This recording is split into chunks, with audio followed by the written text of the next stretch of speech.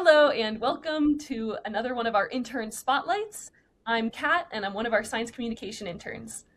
Hi everyone, my name is Amanda. I'm also one of our science communication interns this summer. And today we have another intern we're featuring, which is Rachel, who is a Geo-Launchpad intern this summer working at the USGS on calculations, maps, and 3D models to be considered in the 2029 iteration of the National Seismic Hazard Model. She just finished her associate's degree at the Community College of Denver and is starting her Bachelors of Science as a junior at Portland State University Honors College this fall, double majoring in geology and anthropology. Hello, thank you for having me. Yes. So we'd love to hear about your path to starting university and what kind of first interested you in earth sciences.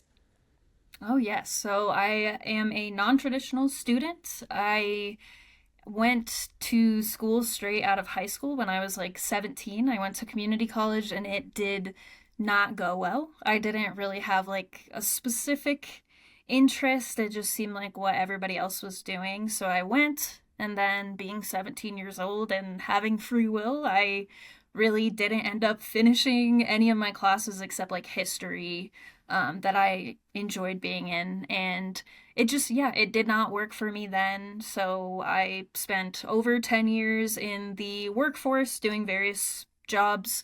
I didn't really love being in tech, but that's where I landed. And after some personal stuff dealing with a diagnosis for endometriosis, which is a long story and really impacted like my early education and my ability to concentrate. I was feeling a lot more clear with my mind and decided to give school a shot. So that's what I did in 2024. August 2024, I went to the Community College of Denver just to see maybe I can pass a class, like maybe I can see if anthropology can really be something that I can study and find a career in. And that worked out really well. I ended up doing very well and having a different educational experience. Like many people that end up here at an Earthscope internship, I took a intro to geology course and I loved it. I loved the questions that I've always had, kind of like looking around, living in Colorado, seeing the mountains, and just kind of being a curious person. Like, why does that look like that? How did that get there? Geology was like the answer of the question. So for me, I thought that was just really awesome. And I had a great professor, Dr. Aaron Adams at CCD, and he really kind of ushered me into pursuing that. So you're studying both geology and anthropology. Um, and I guess how do those two interact? Is it very separate things for you? Or do you see some kind of overlap in what you're studying in both? Mm. That's a great question. I think both. I've admittedly, I hope that the chair of my anthro department from my last school never sees this, but geology has sort of like began to like moonlight anthro for me. I love anthropology, but I think there's like a wider, obviously the geologic time scale is something that is so massive that it like supersedes anything else, but I think there are some really neat intersections where anthropology and geology intersect, especially having an interest in archaeology because you're laying down units, you're mapping stratigraphy when you're laying out archaeological units. So there is a lot that you can benefit from in understanding not just like the human aspect of it, but also the environmental aspect from a geological standpoint. So if you know how a certain rock type interacts with, is it gonna erode easily? This may provide more insight about an archaeological site, as well as res- environmental pressures that are seen like genetically in humans when you go into like especially prehistoric bioanthropology. There's a lot of parallels, I think, in understanding how the environment works, and I think that's really neat. Like you'll see from a genetic standpoint, okay, cold environments you would see like this in the skulls and stuff, but then you could understand what that would be like on a larger scale, looking at different environments from a geologic aspect. That was really fascinating. Yeah, that's awesome. I'm curious, like, you're starting your degree soon and as a junior, but you're transitioning from community college. What are you excited about? What are you nervous about? What are the things you're kind of anticipating to be challenges versus things you're just gonna glide right into? I think I'm excited about a lot of aspects of it. I am kind of trying to relate my experience of how I feel now to how I felt before I started at CCD 2 years ago, when I felt nervous. I felt unsure of if I could pass a class, and now I'm feeling nervous. I'm moving pretty far from Denver, Colorado to Portland, Oregon to go to school. But I was so nervous to get to CCD, and then I was nervous to leave. You know how you kind of find a home in places. So I'm very excited to see what about PSU will make it hard for me to leave, even though that's like have not even got there yet. And I'm nervous probably about the unknown, Mm. which is a lot of I've not done a 4 year university. I'm a non-traditional student, so I'm older than typically people who are in this position. But PSU is a commuter campus as well, so a little bit of ease to my nerves, but definitely just the unknown and settling into new routines, meeting all new people, and just kind of figuring it out somewhere new. Zooming, I guess, back from the future into the present, can you talk a little bit about what you're up to this summer and what you've been working on so far? Oh, yes. This summer, I have been in Golden, Colorado at the United States Geological Survey. I am working with Dr. Alex Haydom, who she is phenomenal, and her supervisor, Dr. Rich Briggs, and they spearhead a portion of the National Seismic Hazard Model to predict earthquake likeliness, to map faults, and evaluate the earthquake likeliness based on different factors. So the last publication was in 2023, and the next one is planned for 2029. So we're in the earlier processes of it, and I am doing some work on the mesh files, which are basically like three-dimensional representations of data. So, like, a fault surface is, it could be linear, but it goes below and it dips, and so fault geometry can be a bit complex. So I'm helping with calculations of those files to understand how different geologic assumptions being brought into the mesh files might change our understanding of the fault area, because the fault area is directly used in the calculation for seismic moment, which is basically just like how much energy is released during an earthquake or an event like that. So that's what I'm doing. It sounds really complicated, but I'm doing a bunch of calculating area and moment, and making maps to make sure that we're not drastically changing anything in a way that it doesn't make sense. Obviously, there's not like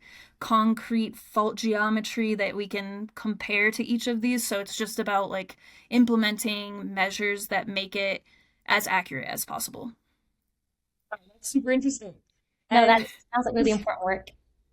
do you think, I guess, you're kind of entering this transition when you're going to start at PSU? And do you think that stuff with seismicity and faults, do you see that kind of factoring into, I guess, your geology interests moving forward? Or is this just kind of a cool thing to learn about for a summer?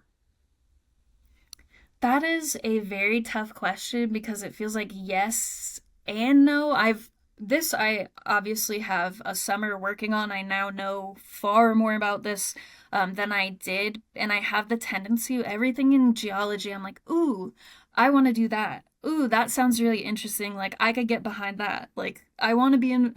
So I feel especially prone to saying yes about seismicity and kind of the the earthquake geology, I guess, because everyone that I work with is on the earthquake geology team doing various things at USGS. So it's seeming very appealing to me, especially talking to the wonderful people who work near me at USGS, and kind of getting familiar with what work they do. Some of them like go to lakes and collect lake bottom sediment. Like some they went recently to Idaho to a lake that's been there consecutively for like 3,000 years, and collected sediment from there. So things like that really appeal to me, but there's nothing, everything sort of does, and I don't have one specific thing that I'm like, this is the one yet, if that makes sense. No, that totally makes Makes total sense. I also feel like, at least in my research career, every single project has been so different because I'm like, oh, I want to do this and that and this and that. And reality is you can just jump around because everything's so interesting. And more of a comment on the National Seismic Hazard Model, those are so important. Um, Seismic consulting companies assessing like the hazard for a certain area, those updated models are so important in every iteration of like being able to assess risk in an area. So it's so awesome they're able to contribute to that. It's very, it blew me away to see it on like um my offer basically for this, and then getting involved and really seeing like the downstream effect that it has, and the, you know, talking, sometimes we'll meet with like well, sometimes one time I was on a meeting that had like state geologists on it, but then sort of reading more into how it comes into like structure and building code, like this, it comes down to impacting a lot for the US. So I feel very grateful and lucky to be involved in a project that does have um, something tangible like that that I can go look at in 2029 and hopefully feel that I maybe contributed a little bit too. So I guess like beyond your starting university, beyond your work this summer, in your free time, what are your hobbies? Things you like to do? Sports, activities, experiences? Yes, I really enjoy lifting weights. That is a daily thing. Well, I tried to take one day off per week. A daily thing for me. I enjoy running. I haven't been, we're having a very intense wildfire summer here in Colorado, so I haven't, because I have issues with my lungs, I haven't been able to do too much outdoor running or anything. So a lot of lifting this summer. And I'm very into the music scene here in Denver. I am especially interested in hardcore and metalcore, so I go to a lot of shows. I hang out with a lot of my friends that enjoy the same music as I do. And I spend time with my wife and our dog, Judd. what kind of dog is Judd is a pug. Oh, Yep, he is the goofiest guy. and I'm He's assuming your wife probably, will be joining you in Portland? yes, yep. We've did our honeymoon there and just really loved Portland. Yeah, and have been planning to move there ever since, and it's been about a year and a half now, so That's awesome. It's a cool spot. You'll enjoy it. I'm very excited. And it sounds like all your hobbies can easily follow you to Portland. Oh yes, I've already kind of been diving into some of their music scene groups that they have, scoping out what kind of. I've already got a few tickets for shows out there, so I've met a lot of my friends here in Denver that have become like our family through music and concerts. So fingers crossed that I can do the same thing when I get to Portland. That's awesome. I guess reflecting kind of on this summer so far, have you had any really valuable takeaways, anything important you've learned, or any, unexpected challenges so far? Oh yes, I have. I think the most valuable lesson that I've taken from the internship so far is how to be softer with myself facing challenges, because in research in these situations it's much different, as you both know, than being doing schoolwork. I think getting into those situations, specifically, I had some issues with Python and some of the code that I was working on, where I spent like an entire day debugging this code. And the issue at the end of the day, I was just like, that's what it is. Like this. And I was really frustrated with myself, and um, I felt like, what am I doing? Like this isn't all right. And then my mentor was like, great job, like just fantastic. And I was like, what? And so I think seeing that, like, and talking to other people who are in research as their careers, whereas I'm an undergrad student doing my first like real research experience like this, you have this level of expectation for yourself where you're like, I need to get everything correct the first time. That's not gonna happen. Or some things just are difficult and have to be kind of thought through and trial and error, and you have to learn as you go rather than having everything mapped out for you. So I think breaking down some of those expectations of myself, because then you can get so wrapped up in that like negative mental, like you should have figured this out, that you're like missing important or you're just not in the right headspace to then progress forward. So I think for me that was like that specific day that I'm thinking about a couple of weeks ago was like the biggest turning point and lesson for me, because I've approached the project and challenges in the project much differently since that kind of light bulb moment, if that makes sense. I think it's also a skill that will be very useful just moving forward to PSU and beyond, just being able to be, kind to yourself when things aren't going perfectly. It's going to help you. It's I something to completely. put in my toolbox for sure. Yeah. Almost a perfect segue into our next question, which is, do you have any advice for students as they decide on their career path or even kind of navigating what do I want to do? Can I change what I want to do? Like just advice in general.